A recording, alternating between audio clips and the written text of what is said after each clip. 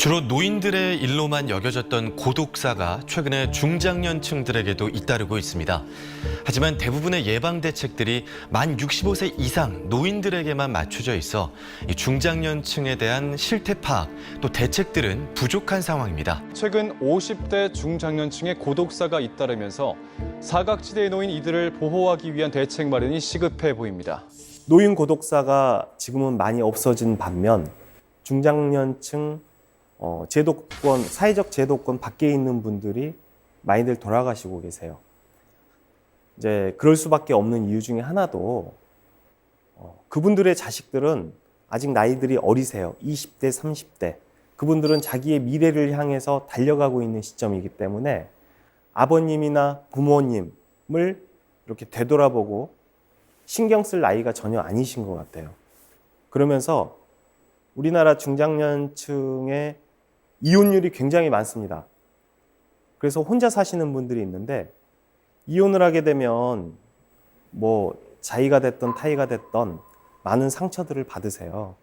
그러면서 그분들이 많이 외롭게 그리고 술들을 많이 드시고 그러면서 오히려 고독사가 굉장히 많이 늘어나고 있는 상황이세요.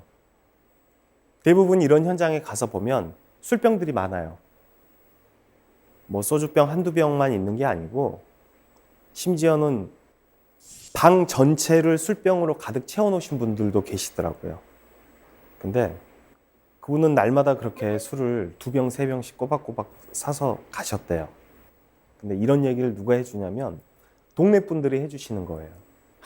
이 친구가 그렇게 말이야 날이면 날마다 술을 사가는데 내가 언젠간 이렇게 죽을 줄 알았다고 그런 말씀들을 해주시는데 술 친구는 그냥 오로지 TV밖에 없거든요. 주변에 친구가 없고 외톨이고 너무 바깥에 안 나가고 이게 이혼 후에 오는 뭐 어떤 슬럼프 그리고 그렇게 예뻐했던 자식들이 이제 전화도 없고 연락들도 안 오고 혼자 외톨이가 된 것 같은 기분? 좀 세상에 지쳐서 그런 생각이 들어요.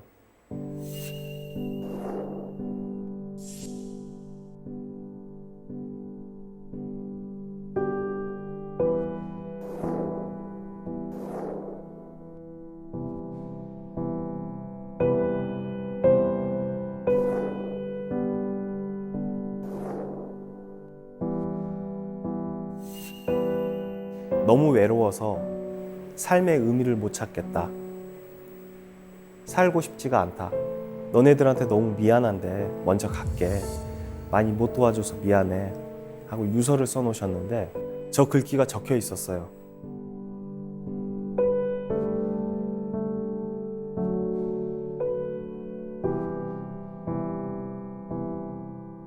뭐 얘기를 들어보니까 이랬다고 하시더라고요. 본인은 덤프 운전 일을 하시면서 최소한의 자기 생활비만 본인이 사용을 하시고 나머지는 자제분한테 항상 입금을 해주셨다고 그래요.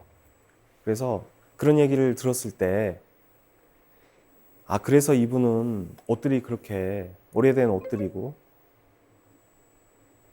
물건들도 정말 필요한 물건들만 딱 있고 대부분의 물건들이 오래됐어요. 뭐 이런 게 필요해가지고 새 물건을 사고 이런 건 없고 그래서 본인 필요한 것들만 가지고 있고 나머지는 자제분들을 도와주는 그런 역할을 하셨던 것 같아요.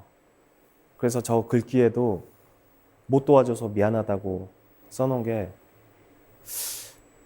좀 너무 안타까운 것 같아요. 저런 글을 적기까지 얼마나 힘들었을까. 본인 필요한 거는 전혀 사시지도 않고 세탁기도 없어요. 본인이 직접 다 손빨래 해가면서 말려서 그렇게 입으시고 너무 우리 아빠들이 다 그런 것 같아요. 사랑을 표현을 다 못하는 거 아닌가 그런 생각이 들어요. 그래서 스스로 이렇게 외로움에 갇힌 것 같고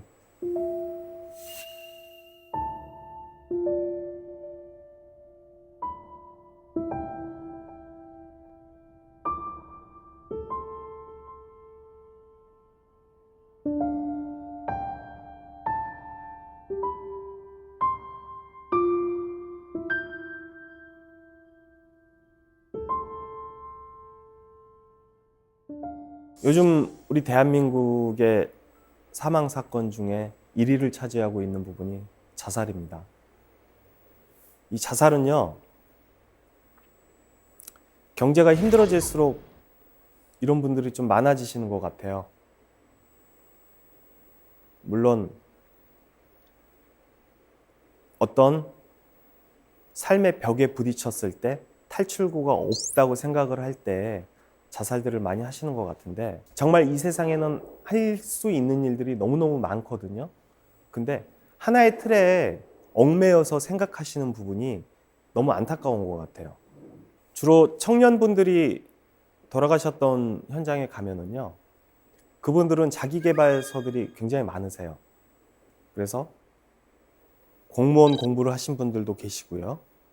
그리고 공인중개사 시험을 준비하셨던 분들도 계시고요. 이런 글귀가 생각나네요. 공인중개사 시험을 준비하셨던 그 청년분은요, 방에 내 인생 뭔가 하나는 이루자, 화이팅, 이런 글씨를 써놓으셨던 적이 있었어요. 어떤 현장에서는 부모님한테 너무 미안하다고 하더라고요. 그런 글을 써놓으셨어요. 뒷바라지를 이렇게 해주셨는데 내가 몇 년 동안 취직도 못하고 부응도 못해서 자기도 너무 그게 스트레스를 받는 거예요. 그러다 보니까 스스로 목숨을 끊는 경우들이 있으셨어요. 현장에 가면 그분들이 정말 많이 망설이고 내가 이 죽음을 선택을 하시려고 했던 부분을 많이 망설였던 부분들을 많이 보이게 돼요. 이 메모지에 글을 적어 놓는데 너무 무섭다는 거죠. 죽는 게. 그런데 방법은 죽는 것밖에 없대요. 빚이 너무 많대요. 근데 우리 주변에 친구들 그리고 지인들, 내 부모님을 생각한다면 이런 결정은 내리지 않았을 것 같아요. 나 자신만 생각하지 마시고 부모님을 생각해 주시면 좋을 것 같아요.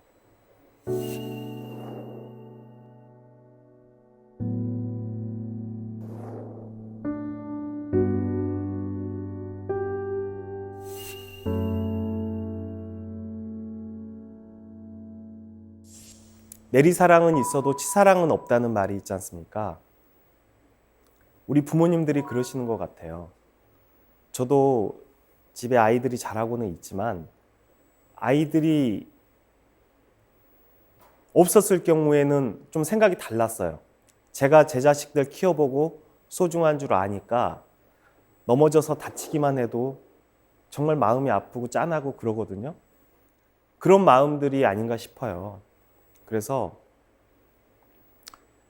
자기 자식을 먼저 보낸 부모님들에 대한 사연을 소개를 해드릴까 해요. 전화를 받고 현장에 도착했을 때 한 어르신께서 말씀을 하시더라고요. 우리 딸아이가 살던 방인데 깨끗이 좀 해달라고. 그래서 현장에 들어가서 봤더니 짐들을 이미 다 정리를 해놓으신 거예요. 청소까지 다 해놓으시고. 이거 누가 이렇게 다 해놓으신 거예요? 하고 여쭤봤더니 자기가 직접 했다는 거죠. 그래서 왜요? 힘든데 왜 직접 하셨어요? 그랬더니 대답을 안 하세요. 울기만 하고. 내가 뿌린 씨앗인데 내가 거둬야지. 그러시더라고요. 근데 그게 얼마나 이게 저도 말문이 막히는지. 그래서 본인이 그렇게 청소를 다 하시고 정리까지 다 해놓으셨더라고요. 그런데 버릴 데가 없으니까, 그리고 냄새가 나니까 집주인분한테 피해가 가니까, 그리고 주변 사람들한테 피해가 가니까 소독을 해달라고 하기 위해서 연락을 하셨다고 하더라고요.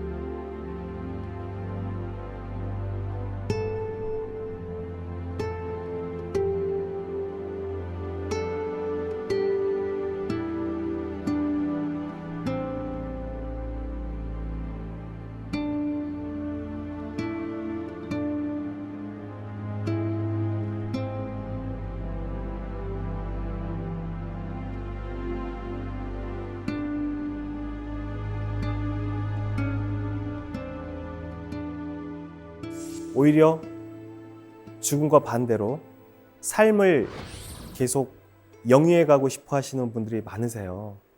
그런 분들은 현장에 가면 어떤 상황이냐면 내 몸을 치료하기 위해서 약들이 많다든지 꾸준히 병원에 다녔던 그런 기록들이 있고 그런 상황들이 있죠. 근데 특히 기억에 남는 어떤 현장은 이분은 그 간암 말기셨던 모양이에요. 그래서 온 산을 돌아다니시면서 약초를 다 캐셨더라고요. 처음엔 그런 약들이 무슨 마른 풀들 뭐 쑥 말려놓은 건 줄 알았어요. 그랬는데 자세히 보니까 약초예요. 그리고 뭐 우리나라에서는 뭐 잘 나지도 않는다는 차가버섯 작은 덩어리들도 있고 영지버섯도 많이 캐다 놓고 그런데 또 되게 이분이요. 자기도 죽음을 또 예감을 하셨는지 왜 요즘 상담만 해도 뭘 주고 그러잖아요. 이런 상담을 해놔서 이 물건들을 다 쌓아놓으신 거예요. 딸 주겠다고. 그래서 나 죽으면 이거 딸한테 전달해달라고 메모를 써놓으셨더라고요. 그래서 그 메모랑 해서 그걸 전달을 해드렸더니 따님이 펑펑 우세요. 아빠가 이렇게 아픈 줄도 몰랐다는 거죠. 아빠가 이렇게 아픈 줄도 모르고 자기는 놀러만 다녔는데 이런 물건들이 다 뭐라고 이런 걸 날 주려고 놔뒀냐고 그러면서 이걸 다 집어 던지시더라고요. 많이들 내가 아픈 게 있으면 얘기들을 하셨으면 좋겠어요. 그래서 우리 남겨진 사람들도 준비를 하는 시간을 줘야 되지 않겠나. 한순간에 이렇게 돌아가시면 그리고 이렇게 병을 숨기고 있다가 며칠 만에 발견되고 그러면 사실 이렇게 시신이 훼손된 상태로 발견이 되면은요 입관식 할 때 얼굴도 제대로 못 봐요. 그때는 사람의 얼굴이 아니에요. 이제 그러면은 그게 더 충격으로 남거든요. 자제분들한테는요.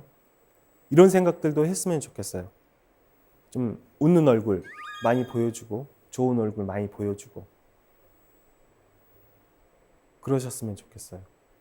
저는 이제 이게 버킷리스트라는 단어도 그때 처음 알았어요. 처음 알았는데 그 왜 옛날에 그 조그만 노트 같은 게 하나씩 있어요. 어른들 가지고 다녔던 전화번호 책 조그만 거 같은 거기에 어떤 할아버지가 써놓으셨더라고요. 따님의 의뢰를 받고 갔던 현장인데 그 따님의 아버지가 써놓은 버킷리스트예요. 근데 그 따님은 독일에 유학을 가 계셨고요. 근데 편지로 소통을 계속 하셨더라고요. 그 오래전에. 그래서 아빠 나는 여기서 잘 있어. 아빠는 밥 잘 챙겨 드시고 그렇게 계시죠? 이러면서 이런 편지 내용들. 근데 그런 편지들을 읽어봐도 그 어디에도 내가 몸이 좋지 않다. 그분은 이제 폐암이었는데 폐암에 걸려 있다. 네 얼굴이 너무 보고 싶다. 뭐 이런 얘기는 한마디도 없어요. 그러면서 오히려 열심히 하라고. 이 세상은 전쟁터라고. 열심히 해야 된다고. 너가 이루고 싶은 꿈을 꼭 이루길 바란다면서 항상 응원의 메시지만 보내셨던 것 같아요. 그러니까는 따님이 온 편지에 그게 적혀 있어요. 아빠가 항상 그렇게 응원을 해줘서 난 힘이 나는 것 같아. 낑이 거르지 말고 식사 제때 하세요. 이런 편지 내용들. 그러면서 그 망자분의 버킷리스트를 보는데 그분이 하고 싶으셨던 것들이 TV에 나온 맛집들 가보기, 그리고 TV에 나왔던 정말 경치 좋은 곳에 가서 놀러 가기, 그리고 친구들 목소리 내 귀에 담아가기, 이런 글들이 적혀 있는 거예요. 그러면서 맨 마지막이 뭐냐면 시집가는 딸아이 눈에 담아가기예요. 그게. 근데 딱 그대로 써 있어요. 눈에 담아가기. 그러기 위해서 그분은 몸이 아프심에도 불구하고 그렇게 운동을 하시고 집에서 노력을 많이 하셨더라고요. 그래서 이게 기억에 많이 남는 것 같아요.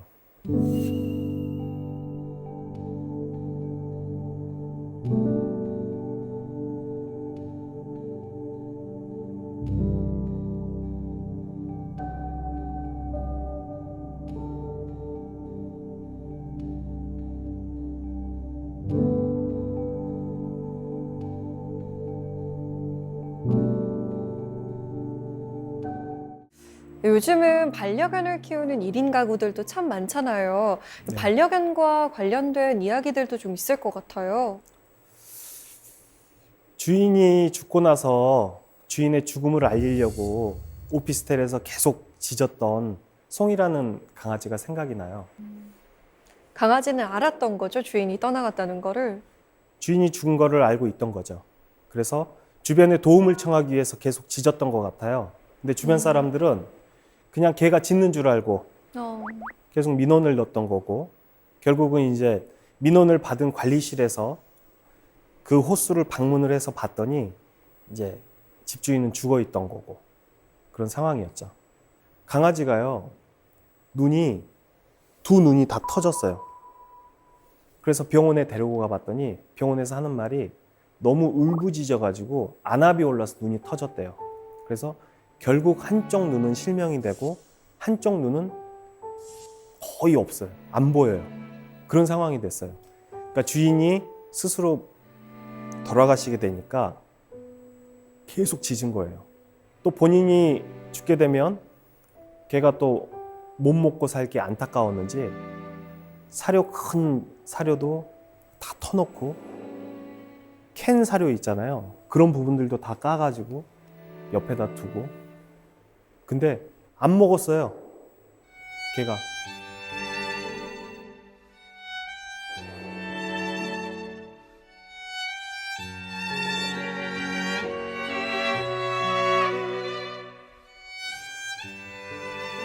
두 분이 돌아가신 것 같은 그런 흔적이 있더라고요, 갔더니.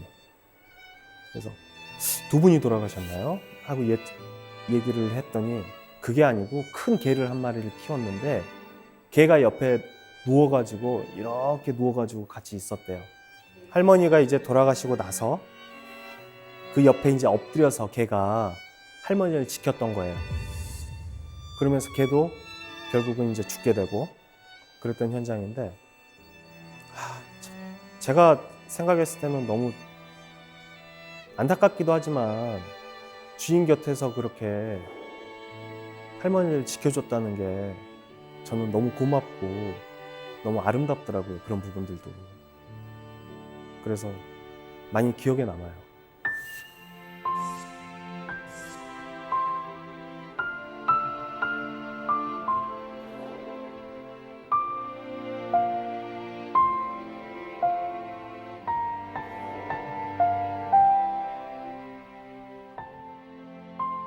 제가 오늘 여기에 나와서 이런 이야기를 드린 거는요, 세상에 이런 직업이 있다가 아니고요, 이렇게 신기한 일이 있고 뭐 나를 알아달라 이런 게 아니고요, 정말 제가 수많은 죽음을 목격을 하고 그분들의 유품을 정리를 하면서 느끼는 게,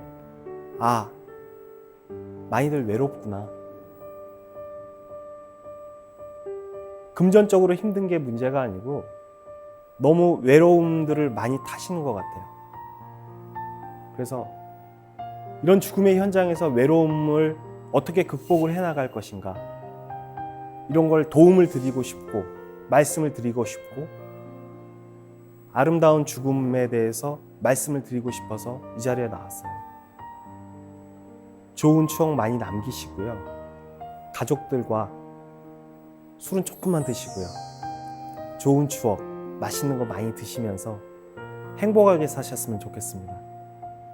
감사합니다. 하루 20분, 우리 자신에게 투자한다면 달라지는 삶의 작은 변화. 하우투 지식 채널.